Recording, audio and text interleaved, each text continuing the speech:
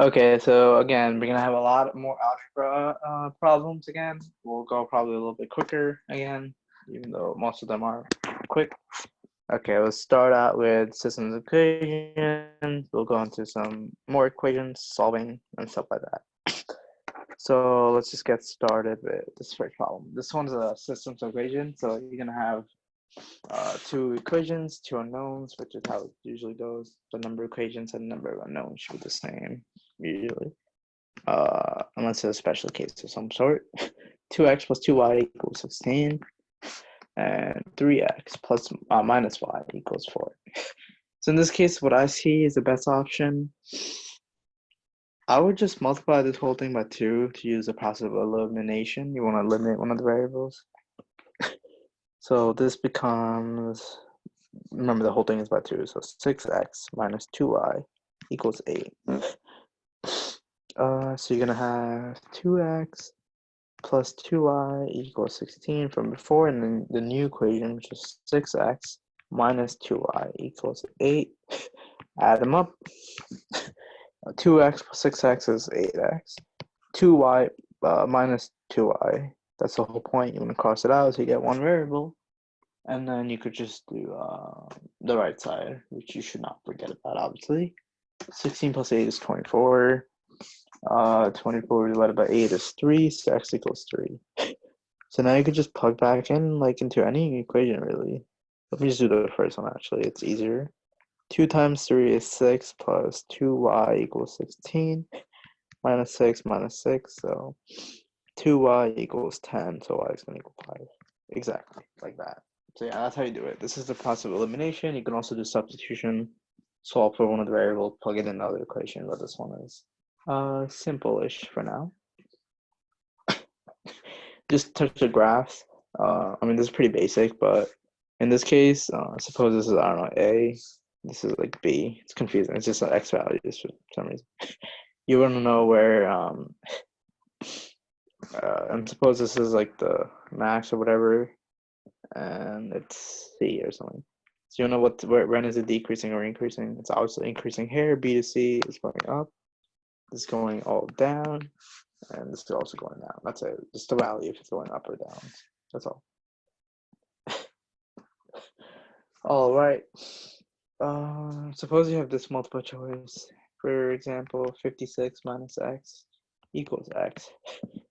I'll give you the choices. It's either -8, 7. Like these are not coordinates. These are just like the solution set. It's like, is the answer negative? Is the answer -8, 7? Is the answer -7, 8? Is the answer 7, or there is no answer? Like it's just blank. The solution set is like none. So usually these cases, I see a square root. That doesn't really help a lot. And there's a much. Let's just square the whole thing, both sides. So you get 56. Oops. So you get 56 minus x equals x squared. And now it just seems like it's like factoring stuff. So let's try that. Plus x minus 56. So you get 0 equals x squared plus x minus 56. And then you factor. Okay, 56. 8 times 7 is 56. And you should have a positive 8, I believe, and a negative 7 because there's a positive x. Because 8x minus 7x gives you a positive x, and 8 times negative 7 is 56. So your answer is actually going to be using the zero property, -8 and I believe 7. So it'll be like this. Yep. And we'll move on. Yeah. Okay. Just as a note, if you have like 3 and you want to find out what the value of this function, actually that's too easy. Okay, suppose you have these points, like a weird function. Actually, it's not a function, maybe. All right, suppose you have this, and this is 3, this is 2. Just pretend -3 is. So the way you find the value, y value, is just, there's a function f of x. You just plug into, like normal, yeah. So that's what the y value at this spot, that they'll tell you how high this function is. That's all, just a note. Okay, let's do, is this going to be a rational or irrational number? So square root of 9 is actually 3 or negative 3 or something like that. It's like an integer. Plus 4, negative 4. So yeah, it's gonna be rational. That's all. Because you know, if you have two rational numbers, you get rational numbers. Suppose the zeros of a function is negative 6 and 5. I told you zeros are. What's the function? The idea of this like reverse zero property thing that we do. So it's gonna be x plus 6 and x minus 5. The opposite signs. Why? Because you have to set this equal to 0, right? So this becomes negative 6, which is that's what we want. Negative 6. And x minus 5 equals 0. So x is gonna be 5, which is exactly what we want. So you do the opposite sign when you have no zeros. Okay, subtract, when it says subtract like some things from another thing, the from goes first. Yeah, from, this is important, so I'm gonna write it big. From goes first. Okay, so I'm gonna write it first because that's how it's supposed to be. 3x squared plus 8x minus 7 minus, and then you make sure it's in parentheses, 5x squared plus 2x minus 11. Yeah, let me like distribute. So 3x squared plus 8x minus 7, I believe. 3x squared plus 8x minus 7 minus 5x squared minus 2x and then plus 11. So 3x squared minus 5x squared is negative 2x squared.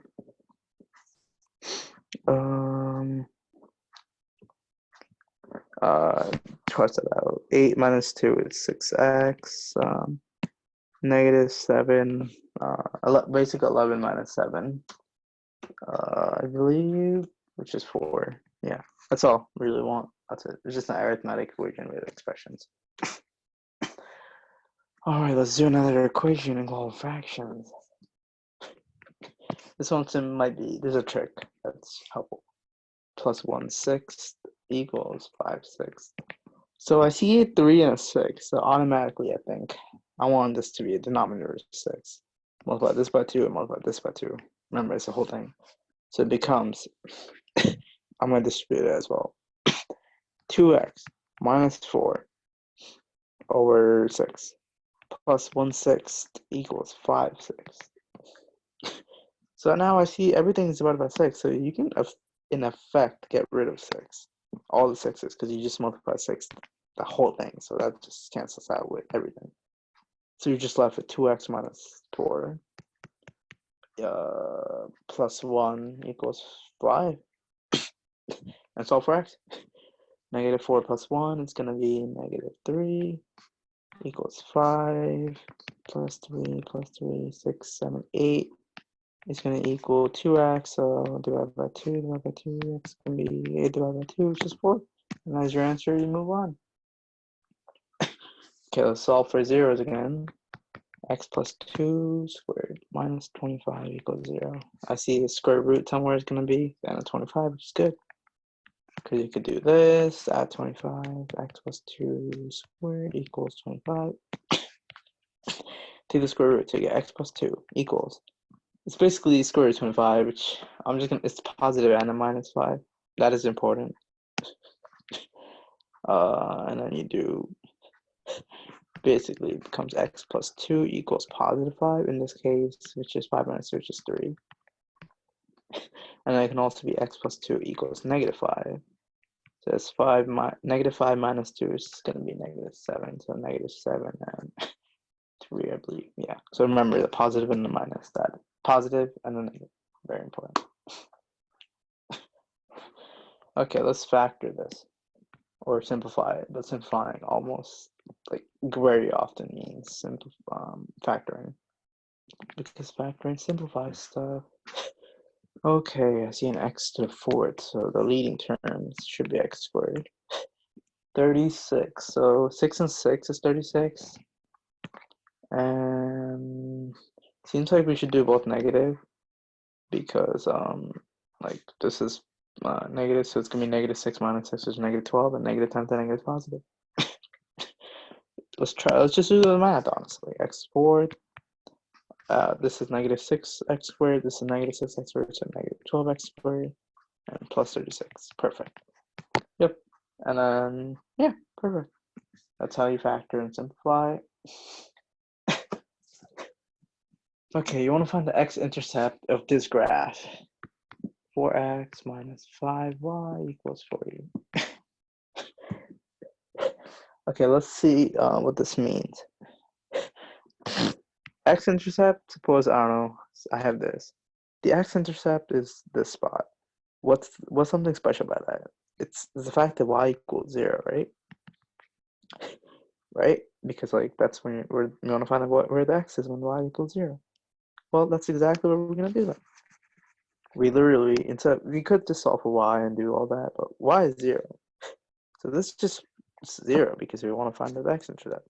So you're just left with 4x equals 40, and that was very well 10. So when you have 4x plus minus 5y equals 40, when x equals 10, you know, y should be 0. So 10 times 4 is 40, 40.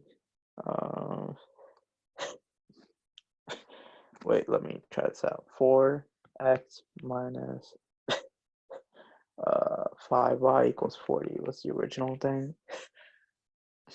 Yeah, so 4, 10, definitely 40. 8 minus 5y equals 40. Yeah, so y is going to be equal to 0 because 40 has to equals 40. So yeah, that's how you do it. Okay, so the product of two rational numbers is that, like, let's we want to see how effective these like statements usually are. Sum of two rational numbers is rational. Is that true? Well, yeah, it's definitely true, I believe. Like, yeah. Yeah, definitely true. Let's see. Is the product of two rational numbers irrational? Let's see. E times pi. Is that rational or irrational? It is irrational, so that is true. The product of two rational numbers is rational. Yes, that is irrational. That's true. The sum of a rational and an irrational number is rational. Like e plus 2. That's irrational. I'm gonna put an I. Can we have a special case?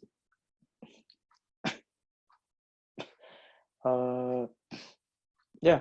So yeah, it is irrational because even if you have one irrational, even if you add irrational, it doesn't matter. Just some things. Okay, let's do factoring again, simplifying. And this is another expression that has a fourth degree.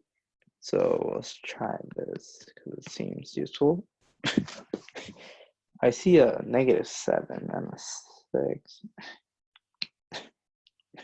Oh, okay. So it could be +7 minus 1. Because 7 times -1 is -7. 7x squared minus x squared is 6x squared. Let's try if it works first. X to the fourth, x squared my. Wait, no, that's -x squared plus 7x squared. So that's plus 6x squared. And then -7. So yeah, that works. That expression, two things is right. But this is not fully simplified because this is a dot. It's difference of two squares.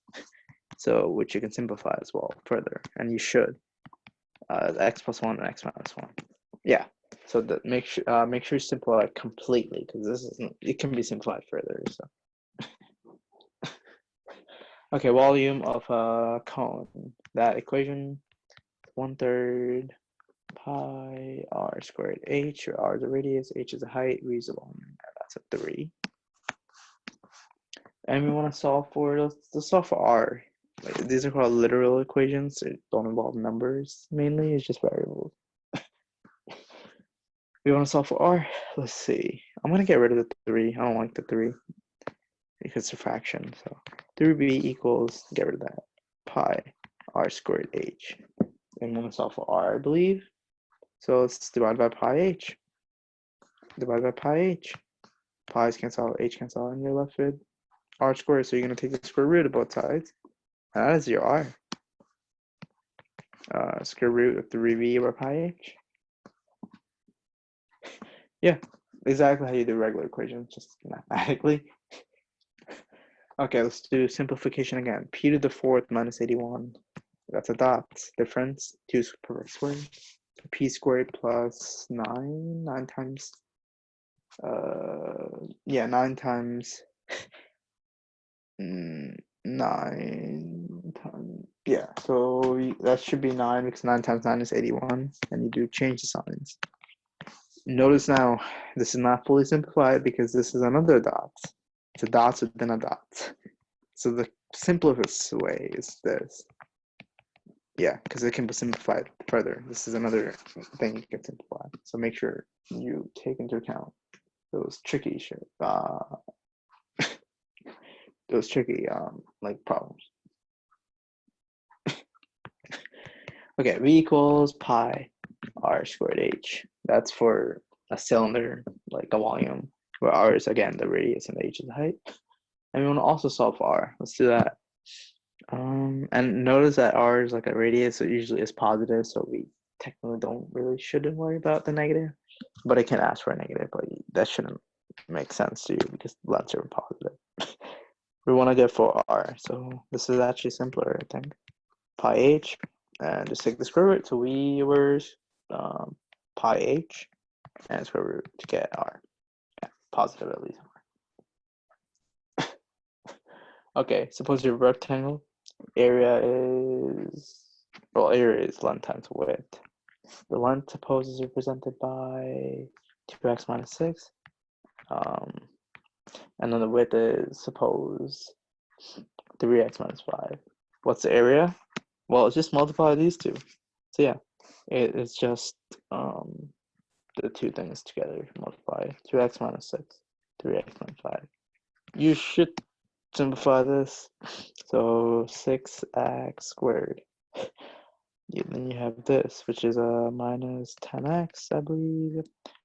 And then you have a minus 600 is 18x plus 30, 10, so 28, so 6x squared minus 28x plus 30. Yeah, just simplify this essentially. Just distribute, and you'll get your answer. Okay, suppose f of 1, a function where x is 1, is 3. And we have this recursive formula that takes into account like the next answer based on the previous one. So f of n equals -2 times f of n minus 1. So it's basically n add 1. So this is saying to get to the next number, you do the previous number, n minus 1, times -2, and you add 1. So if you want to find f of 3, well, we got to find f of 2 first, because to get 3, we need to know the f of 2 in this type of notation. F of 2 is going to be -2 times, n is 2, so 2 minus 1 is 1. So what's this whole thing is f of 1, which is why they gave you this. So it's 3 plus 1, which is -6 plus 1, which is -5. So now you can do f of 3, which is -2 times the previous number, because it's now n is not 2, it's 3, which is 3 minus 1, which is 2, which is this, which you calculate. So you do -2 times -5, I believe, and add 1, which is 10 plus 1, which is 11, which is your answer. And you can keep doing that. It takes a while, but that's a recursive formula. That's how Fibonacci numbers usually are based on. And that's it for right now. Thank you very much.